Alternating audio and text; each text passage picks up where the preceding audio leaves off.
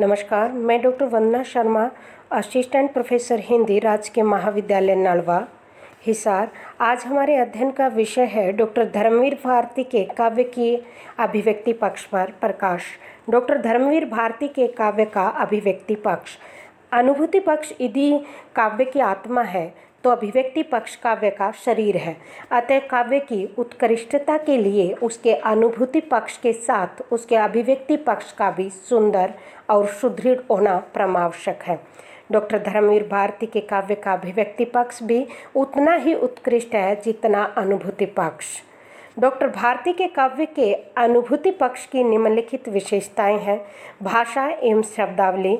Doctor Dharmveer Bharti की काव्य भाषा सरल, सहज, आम बोलचाल के निकट, भावानुकूल खड़ी बोली है।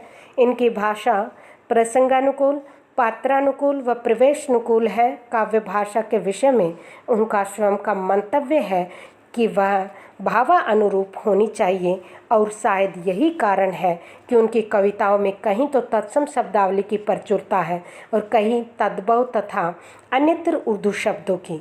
उनकी काव्य भाषा व शब्दावली का एक उदाहरण द्रष्टव्य है। रुका तू रुक गया जगत का सृजन, तिमिर में नयन में डगर भूलकर, कहीं खो गई रोशनी की किरण, घने बादलों में कहीं खो गया नई सृष्टि का सप्तरंगी सपन। काव्य गुण। अनुभूति पक्ष के अंतर्गत काव्य गुण का अतिशय महत्व होता है। विद्वानों ने काव्य की गरिमा प्रदान करने वाले 3 काव्य गुणों क्रमशः प्रसाद, माधुर्य व ओज का उल्लेख किया है। डॉक्टर धर्मवीर भारती के काव्य को गरिमा प्रदान करने में इन तीनों ही काव्य गुणों का महत्वपूर्ण योगदान है। हालांकि उनका अधिकांश काव्य प्रसाद गुण युक्त होने के कारण सरल, सहज तथा रोचक है, परंतु यथा प्रसंग उनके काव्य में माधुर्य एवं ओज गुणों का भी प्रयोग हुआ है। उनकी कविता सुभाषु की मृत्यु पर से ओज गुण का एक उदाहरण द्रष्टव्य है। प्राण तुम्हारे धूमकेतु से चीर गगन पर जीना, जिस दम पहुँचे होंगे देवलोक की सीमाओं पर, उलट गई होगी आसन से मौत मूर्छिता होकर और फट गया होगा ईश्वर के मरघट का सीना। उपमान। उपमानों की चोखी और अनोखी साज सज्जा तो भारती के कृतित्व की पहचान बन गई है। उनके उपमान उपमा से अधिक बोलते हैं, पर कहीं कहीं रूपक का ठाठ भी सज जाता है।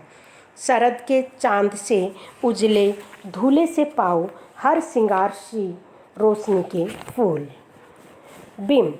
इंद्रिय ग्राह्य संवेदना का कवि होने के कारण जहाँ भारती की काव्य भाषा में इंद्रियता का प्रबल आग्रह है, वहाँ उनका बिंब सर्जन भी प्राथमिक रूप में इंद्रिय ही है। बिंबों का यह इंद्रिय उभार 5 रूपों में मिलता है: चाक्षुष, श्रव्य, स्पृश्य, घ्राण, आस्वाद्य। चाक्षुष का उदाहरण उन्होंने दिया है: तुम्हारी चितवनों में नरगिसों की पाती शरमाई। श्रव्य, भंवरों की पाते उतर उतर कर, कानों में झुक कर गुनगुन कर है पूछ रही क्या बात सुनी। स्पृश्य, अर्चना की धूप से तुम गोद में लहरा गई, जो झरे केसर तितलियों के पैरों की मार से। ग्रास, बहुत दिनों के बाद खिला बेला मेरा आंगन महका। आस्वाद्य, किसी के होठ पर बूंद दूं अगर अंगूर की परतें। इंद्रिय संवेदनाओं के मिश्र बिंब का उदाहरण भी द्रष्टव्य है: कांपते हुए गुलाबी जिस्मों, गुनगुने स्पर्शों, कसती हुई बाहों, अस्फुट सितकारों, गहरी सौरभ भरी उषांशों और अंत में एक सार्थक शिथिल मौन।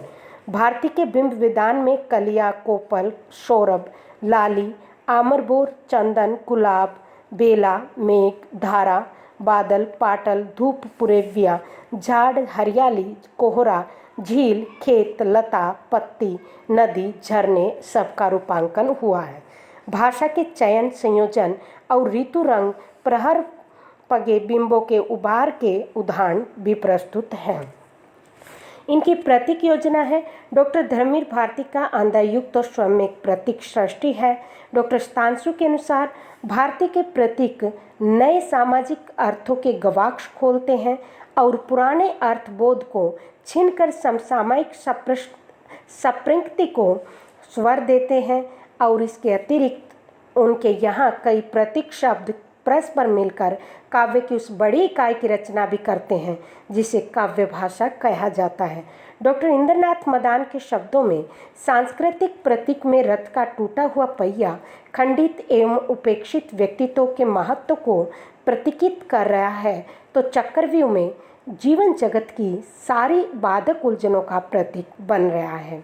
ऐतिहासिक दृष्टांत में हर्षवर्धन संपत्तिशाली व्यवस्था तंत्र को प्रतीकित करता है, तो बाणभट्ट उस अकिंचन लोभी एवं स्वार्थी कलाकार को जो व्यवस्था दास बन गया है वह प्राकृतिक प्रतीक का सुंदर नमूना है। गुलाबी पंखुड़ी जो होठों का प्रतीक है, राजनीतिक प्रतीक का सर्वश्रेष्ठ उदाहरण है तटस्थ। चाहे ब्रिनला हो या अंधा युग, दोनों ही स्थलों पर तटस्थ व्यंग्यात्मक रूप में भारत की विदेशी नीति को प्रतीकित कर रहा है। शैली। डॉक्टर धर्मवीर भारती के काव्य में शैलीगत विविधता देखने को मिलती है। उनका अधिकांश काव्य मुक्त छंद शैली में रचित है। उन्होंने अपने काव्य के अनुरूप अपनी अभिव्यक्ति के लिए वर्णनात्मक, चित्रात्मक, आत्मकथात्मक, प्रतीकात्मक, भावात्मक व व्यंग्यात्मक शैलियों का प्रयोग किया है। उनकी कविता रथ का टूटा पहिया से आत्मकथात्मक शैली के उदाहरण द्रष्टव्य हैं। इस प्रकार कहा जा सकता है कि डॉक्टर धर्मवीर भारती के काव्य का अभिव्यक्ति पक्ष काफ़ी सशक्त है।